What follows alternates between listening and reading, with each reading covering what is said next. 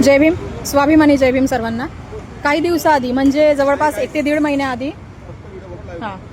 1 ते 1.5 महिन्याआधी एक राजू थाटे या मोठा सामाजिक चळवळीत एक कार्यकर्ता आहे, त्याने मला मेसेज केलेले. माझ्या सावित्री या लुकवरती त्यांनी कमेंट केलेली, कमेंट नाही केली, पर्सनली मेसेज टाकलाय आय लव्ह यूचा. ठीक आहे, त्याचे विचार कुठे गटारीत पडले होते माहीत नाही, पण त्याने ते केलं. त्याच्यानंतर मला विदर्भाच्या भाषेमध्ये बोलायला लागला. जवळपास मी विदर्भाच्या बाहेर जवळपास 12 ते 13 वर्ष झाले, पण आजही मला माझा स्वाभिमान आहे, माझा अभिमान आहे मला की मी विदर्भाची आहे. मला गर्व वाटतो की मी विदर्भाची आहे, कारण की आमचं विदर्भ, तिथली भाषा, तिथली राहणीमान खरंच खूप ग्रेटफुल आहे. आणि मला तिथली भाषा जास्त करून येत नाही, थोडीफार परत जाते मी त्याच याच्याकडे. पण या राजू थाटेने मला त्या भाषेमध्ये बरंच काही बोललाय. तू लय हवेत उडत आहे, तुला लय मेसेज तुझ्यापेक्षा मी जास्त फेमस आहे वगैरे वगैरे करून. आणि मी त्याच्या एका मेसेजला फक्त लाईक दिलंय, लाईक असं की मला परत रिप्लाय नव्हता करायचा आणि माझ्याकडे एवढा वेळ नव्हता, तर मी फक्त लाईक दिलाय. लाईक दिल्यानंतर तो माणूस हवेमध्ये उडायला लागला की मी त्याला सिग्नल देते. ठीक आहे, त्याला वाटलं की मी चालले त्याच्या मार्गाने. त्याच्यानंतर त्याला नीट चांगल्या शब्दामध्ये समजावून सांगितलं. त्याने तेही मान्य केलंय की त्याला असं वाटलंय की मी त्याला सिग्नल देते वगैरे काय काय काय गटारीत पडलेले विचार. ठीक आहे, ह्या सगळ्या गोष्टी झाल्या. त्याच्यानंतर मी काही त्याचे स्क्रीनशॉट, त्याच्या मेसेजचे स्क्रीनशॉट सुद्धा मी सोशल मीडियाला मांडले होते. मी लाईव्ह सुद्धा केलेल्या होत्या सोशल मीडियाला. पण त्यानंतर मी शांत बसले, कारण की माझ्या भावाने मला सांगितले, माझ्या संदीप दादाने मला सांगितलंय की तो काहीतरी चळवळीचं काम करतोय, शांत बस काही दिवस, नंतर आपण काय ते बघू, परत केल्यानंतर आपण बघू काहीतरी. पण तो माणूस घाबरला नाही. त्याने परत मला मेसेज केलेत. आज 3रा दिवस आहे. परत मेसेज केले, मला धमकी देत होता की मी तुझ्या कुलाब्यामध्ये येते म्हणून. आणि मी डिफेन्समध्ये जॉब करते, आतमध्ये यायला परमिशन नाहीये त्याला. तर मी म्हटलं तू गेटवरती आल्यानंतर मला कॉल कर. तर तो गेटवरती नाही आला, तो आलाच नाही, त्याने मला मेसेज कॉल केलेच नाही. त्याच्यानंतर मी दादाला सांगितलं, दादाने त्याला इथे बोलवलं, ठाण्यामध्ये बोलवलं. तो आला इथे. तो आता सोशल मीडियाने मला बरेच प्रश्न केले होते की त्या राजू थाटेचं तुम्ही काय केलं, तुम्ही काय पाकिट घेतलंय का, इतक्या शांत का बसल्या. माझ्यावरती त्या सोशल मीडियाने प्रश्न निर्माण केला होता की तुम्ही पाकिट घेतलंय का, त्याने एवढं मोठं मॅटर करून सुद्धा तुम्ही शांत का बसल्या. तर आज राजू थाटे इथे माझ्या सोबत आहे आणि त्याला मी तर प्रश्नांची उत्तर मागितलीच आहे, पण आज तो इथे माणूस आहे आणि आता तोच तुमच्या प्रश्नांची उत्तरं देईल. जय भीम.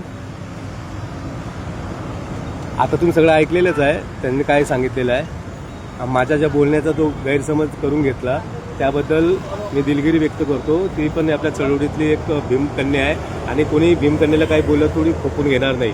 परंतु माझा काय बोलण्याचा तसा काही उद्देश नव्हता. रमाईच्या लुकवर तुम्ही बोललो होतो, तरी देखील त्या ताईला जर माझ्या शब्दाचं जे गैरसमज झाला त्याबद्दल मी पुन्हा दिलगिरी व्यक्त करतो. आणि भविष्यामध्ये आयुष्यभर ती माझी बहीण म्हणून असणार आहे. आणि भाऊ नाहीये, हा माझा भाऊ नाहीये. सोशल मीडियाला सांगत आहे, माझे भाऊ जेवढे सोशल मीडियाला आहे ताई म्हणून म्हणतात, मला आई म्हणतात, आईचा दर्जा देतात, तर ते सुद्धा आहेत माझ्या सोशल मीडियाला. असा नालायक माणूस माझा भाऊ कधीच नाही बनू शकत. ह्याने फक्त माझं नाव रेणुका मुजमुले म्हणून घ्यावं. ठीक आहे रेणुका मुजमुलेजी, आपण जे बोललात आता त्या गोष्टीशी मी सहमत आहे. आणि जो गैरसमज झाला त्याच्या बाबतीत दिलगिरी नाही, माफी माफी दोन्ही हात जोडून माफी मागायची. हां ठीक आहे. आता सगळ्यांना प्रश्नांची उत्तरं भेटली असतील. आता ह्याच्यानंतर हा माणूस याने जर का आज माफी नसती मागितली तर तो जिथेही कुठला मोर्चा असो, कुठली अधिवेशन असेल, जे काही असेल तिथे ह्याने मार खाल्ला असता. पण आज त्याने माफी मागितली आहे आणि अख्ख्या सोशल मीडियावरती आजपर्यंत कोणी हिंमत केली नाही मला कुठला चुकीचा मेसेज करायचे. माझे कमेंट सुद्धा जाऊन बघावं, कुठलीही वाईट कमेंट करत नाही. पण ह्या माणसाने कुठेतरी जात आडवी आणली होती आणि मला तू मांगीन आहेस का हा शब्द वापरला होता.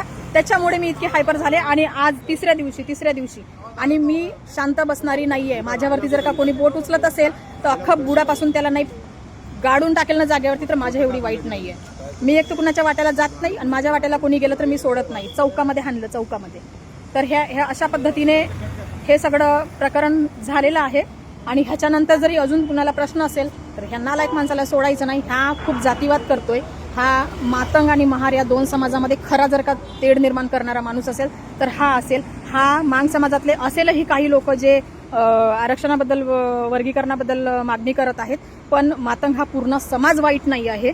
काही लोक त्याच्यामधले खूप चांगले आहेत आणि हा त्या समाजाबद्दल भडकवण्याचा प्रयत्न करतोय, आपल्या समाजातल्या लोकांना भडकवतोय.